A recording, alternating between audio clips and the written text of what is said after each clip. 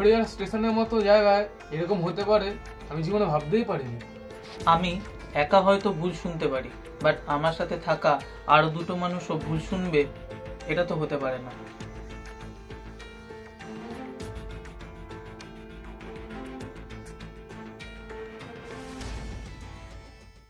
তো ভাই রেডি তো?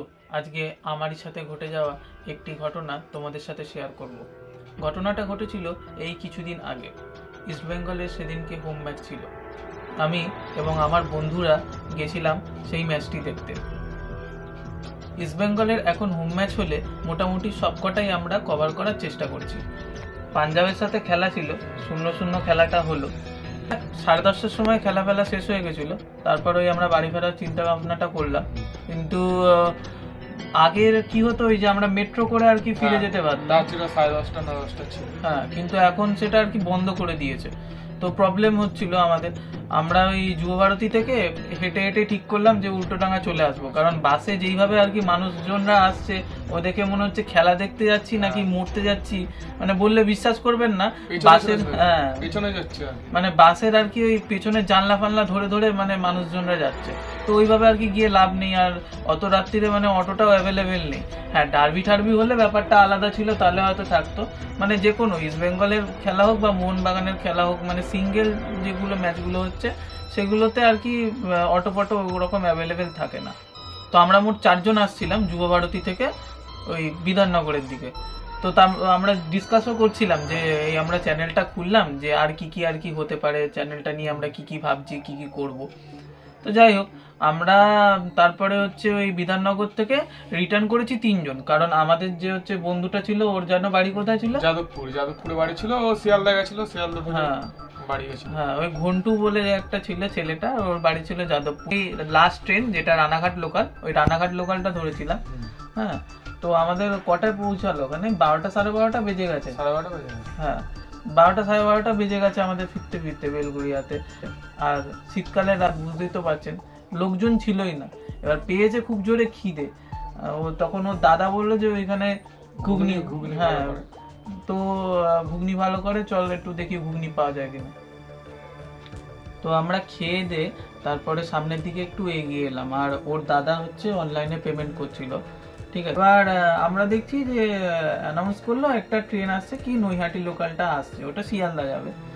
তো মানে অদ্ভুত রকম ভাবে, মানে ট্রেনটা যখন আসছে তখন অদ্ভুত রকম ভাবে মানে কোনো বাচ্চা আর কি চিল্লাচ্ছে, মানে এরকম একটা আওয়াজ। হ্যাঁ, বাচ্চা চিল্লাচ্ছে ঠিক নয়, মানে সবাই মিলে যদি হো হো করে একটা চিৎকার করে, মানে ওই রকম একটা আওয়াজ, মানে যেন কি একটা হয়েছে বা কেউ একটা কিছু পড়ে ঠরে গেলে ওই রকম যেমন আওয়াজটা হয়, সেরকম ভাবে হো হো করে আওয়াজটা হচ্ছে।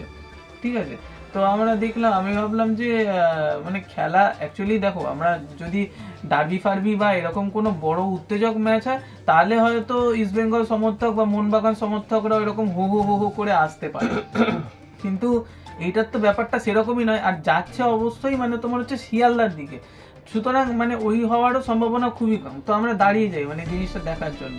কিন্তু অদ্ভুত ব্যাপার হলো সেটা যখন বেলগুড়িয়াতে এসে থামে, মানে ট্রেনটার মধ্যে কজন ছিল? জোর বেশি ফাঁকা, বেশি ভ্যান্ডারে কিছুজন ছিল হয়তো। হ্যাঁ, জোর বেশি তোমার 2-3 জন 4 জন মতো বসে আছে, আর ওই রকম হওয়ার কোনো চান্সই নেই। মানে গেটের সামনে কেউ ঝুলে নেই আর কি, মানে গেটের সামনে অনেকজন চিল্লায় ওরকম। হ্যাঁ, মানে ওই আওয়াজটা আসার কোনো হচ্ছে মানেই নেই। ঠিক আছে, তো আমরা আর কি দাঁড়িয়ে পড়ি। ওর দাদা ওই পেমেন্ট করে সামনের দিকে আসে যখন, তখন বলে যে কি রে, ট্রেনটায় কি হচ্ছিল না, সবাই চিৎকার চেঁচামেচি করছে। তো আমরা বললাম যে ওইটাই দেখার জন্য আর কি জিনিসটা আমরা দাঁড়ালাম, কিন্তু অদ্ভুত ভাবে সেইখানে আর কিছুই দেখতে পেলাম। মানে তোমাদের বললে বিশ্বাস করবে না, ট্রেনটার মধ্যে আর কি হো হো হো হো করে আওয়াজ হচ্ছে। 2 নম্বর গেটে তখন হয়েছিল আওয়াজটা। মানে মনে হচ্ছে কি যেন কেউ কিছু কাটা ফাটা করলে বা এরকম করলে, যেন আর কি জনসমাগম হলে যেমন লোকে দেখতে যায় বা কোনো আওয়াজ ফাওয়াজ হয়, ঠিক আছে, বা কোনো কিছু কারোর চোখের সামনে হঠাৎ করে ঘটলে যেমন হো হো করে মানুষরা ঝাঁপিয়ে পড়ে বা এই এটা হলো, মানে এইরকম ব্যাপার পুরো স্পষ্ট শুনতে পেলাম আমরা। ঠিক আছে, তো তারপরে যাই হোক, ওইসব আর না ভেবে আমরা, রাত হয়ে গেছে, বাড়ির দিকে আসার আর কি প্ল্যান করলাম। কিন্তু বাদে যখন জিনিসটা আর কি নিয়ে ভাবলাম, তখন ভাবতে পারছি না যে ওই রকম আর কি হতে পারে কিভাবে। এরকম হঠাৎ করে আওয়াজ তো হওয়া আমাদের মনে হয় না যে সম্ভব নয়। যাই হোক, পরে আমাকে সম্রাট এসে বললো যে ব্যাপারটা তুই কিছু লক্ষ্য করেছিলি, তাহলে সেদিনকে কি হলো। আমি আমার দাদা বললো আওয়াজ কি শুনতে পেলি, কেউ চিল্লাচ্ছিল, কেউ নেই তো। সেটাই, মানে অদ্ভুত রকম জিনিসটা ঘটলো। তো আপনারাও কমেন্ট করে জানান এরকম ঘটনা আপনাদের সাথে ঘটেছে কিনা, এবং আপনাদের এই পডকাস্টগুলো শুনতে কেমন লাগছে সেটাও অবশ্যই কমেন্ট করে জানাবেন। পরবর্তী ভিডিওতে আবার আপনাদের সাথে দেখা হবে। আপাতত বিদায়।